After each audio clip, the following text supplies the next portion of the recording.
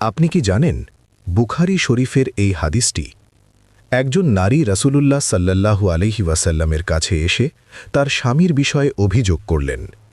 তিনি বললেন যে তার স্বামী অনেক অতিথিকে আমন্ত্রণ জানান এবং তাদের জন্য বারবার খাবার প্রস্তুত ও তাদের আপ্যায়ন করতে করতে তিনি ক্লান্ত হয়ে পড়েছেন। রাসূলুল্লাহ সাল্লাল্লাহু আলাইহি ওয়াসাল্লাম কোনো উত্তর দিলেন না, আর সেই নারী চলে গেলেন। কিছুক্ষণ পরে রাসূলুল্লাহ সাল্লাল্লাহু আলাইহি ওয়াসাল্লাম সেই নারীর স্বামীকে ডেকে বললেন, আজ আমি তোমার অতিথি হব।